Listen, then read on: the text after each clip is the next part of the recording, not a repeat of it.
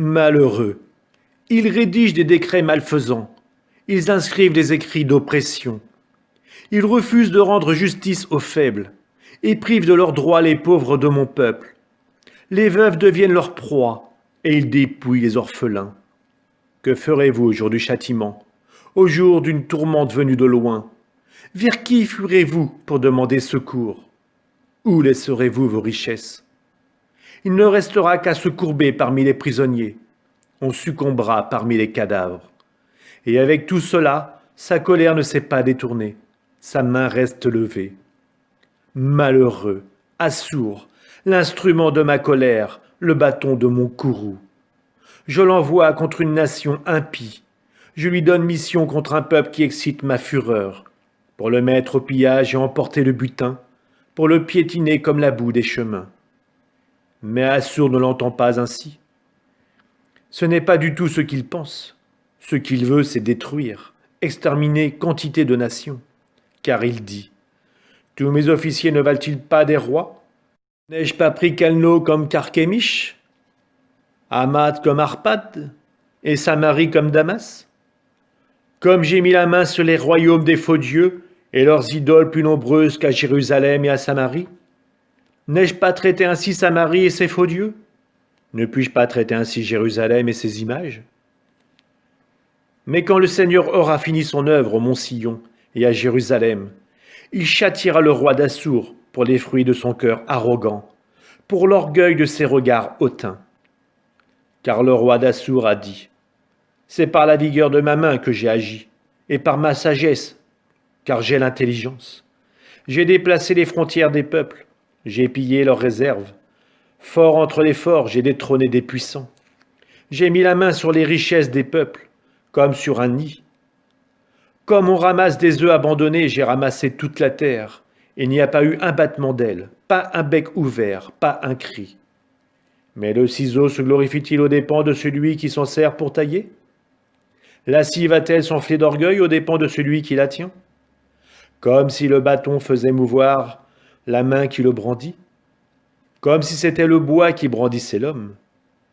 C'est pourquoi le Seigneur Dieu de l'univers fera dépérir les soldats, bien nourris du roi d'Assour, et au lieu de sa gloire s'allumera un brasier, le brasier d'un incendie. La lumière d'Israël deviendra un incendie, et son Dieu saint, une flamme qui brûle et dévore épines et ronces en un seul jour. Les forêts et les vergers, gloire du roi, il les détruira de fond en comble. Ce sera comme un moribond qui s'éteint. Le reste des arbres de sa forêt, on pourra les compter. Un enfant en écrirait le nombre. En ces jours-là, le reste d'Israël et les rescapés de la maison de Jacob cesseront de s'appuyer sur celui qui les frappait. Ils s'appuieront vraiment sur le Seigneur, le Saint d'Israël. Un reste reviendra, le reste de Jacob, vers le Dieu fort. Israël, même si ton peuple est comme le sable de la mer, seul un reste en reviendra. La destruction est décidée. La justice déferle. Oui, c'est une destruction décidée que le Seigneur Dieu de l'univers accomplit dans tout le pays. C'est pourquoi, ainsi parle le Seigneur, Dieu de l'univers. Ô mon peuple, qui habite Sion, n'aie pas peur d'Assour. Il te frappe de son gourdin. Il n'a pas sur toi son bâton, comme l'a fait l'Égypte. Mais encore un peu, très peu de temps, et mon indignation contre toi prendra fin. Ma colère tournera à leur perte. Contre eux, le Seigneur de l'univers va brandir un fouet. Comme il frappa Madian au rocher d'Horeb, il lèvera son bâton sur la mer, comme il l'a fait en Égypte. Il arrivera en ce jour-là que le fardeau sera retiré de tes épaules, et de ta nuque le joug. Le dévastateur monte de la région de Rimon. Il vient contre Hayat. Il passe à Migron, à Micmas. Il installe son matériel. Ils franchissent le défilé. À Geba, notre étape. Rama tremble.